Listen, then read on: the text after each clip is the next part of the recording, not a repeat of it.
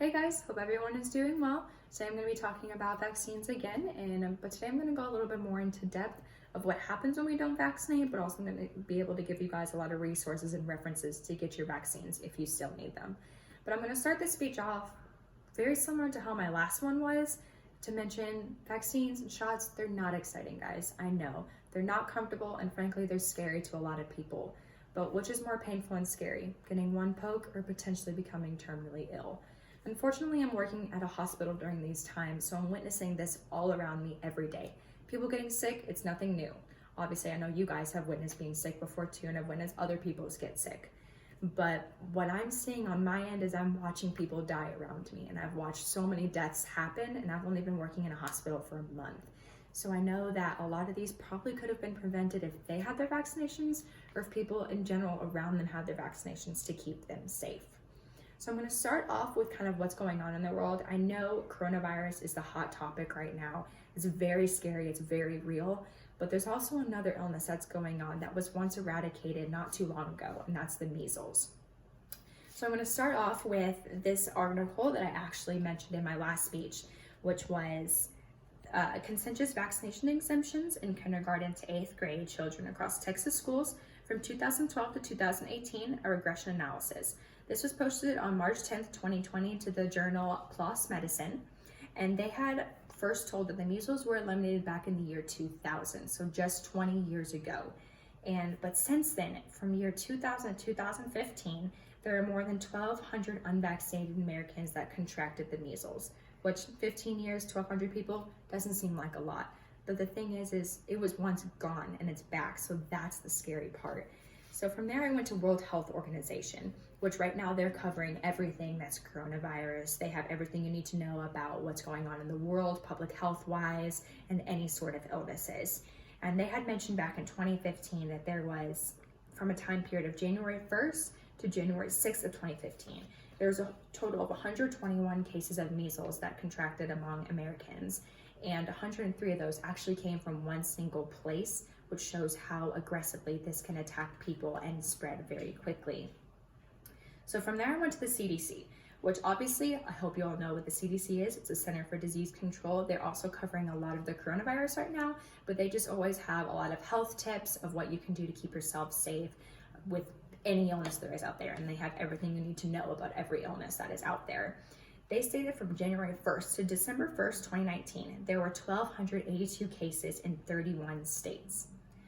Previous one had said 1,200 people or 1,200 cases in 15 years. This is 1,200 in 1 year. That is a huge jump. This is the greatest number of cases reported in the US since 1992.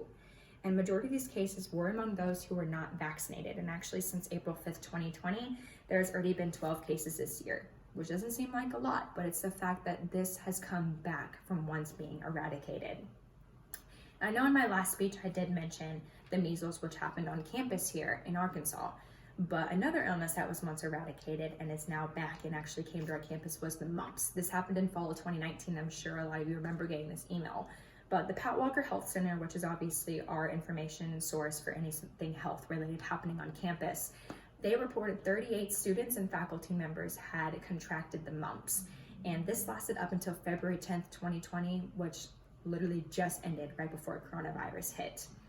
So from going on to the measles and mumps, I'm going to switch over to the flu, which seems like something very mild, but this is actually a very scary illness if you think about it. I personally contracted the flu back my freshman year, and I was so sick I was out of school for 2 weeks. But since I've gotten a vaccine, I haven't gotten the flu since. So the CDC actually mentioned something from the 2019-2020 flu season, which is obviously the one that just ended. There was an estimated total of 39 million to 56 million cases that occurred, but 410,000 of those to 740,000 of those were hospitalized, and 24,000 to 62,000 of those occurred in death.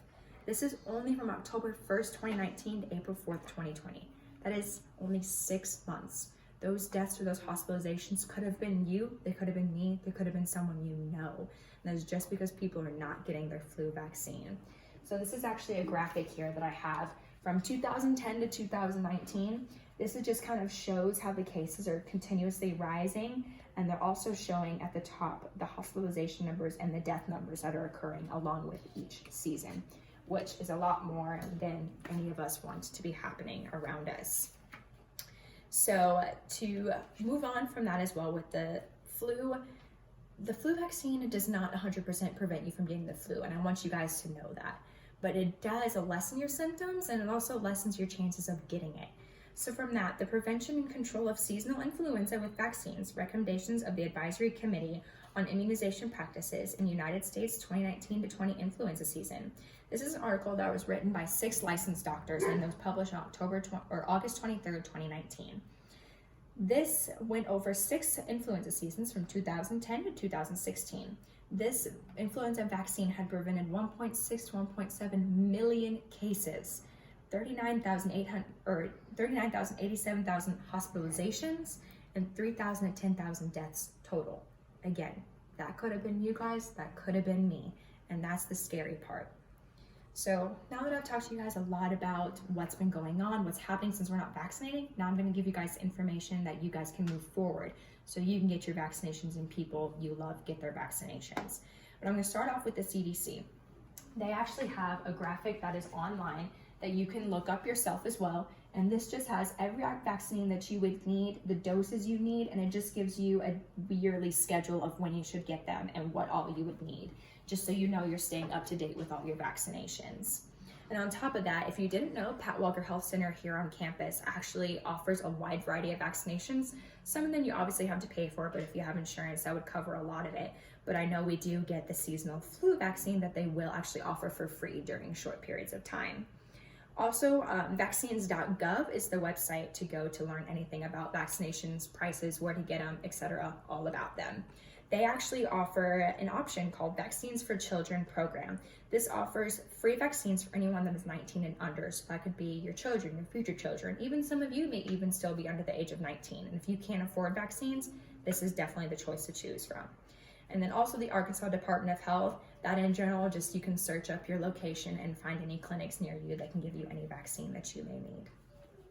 So I talked a lot today about the scary world that's around us with all these vaccinations or with the illnesses and not having vaccinations. But the reality of the thing is that these vaccines are really, really helpful, and they could save not only your life, my life, but anybody you know.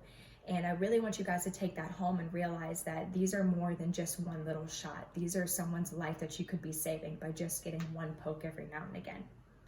Thank you.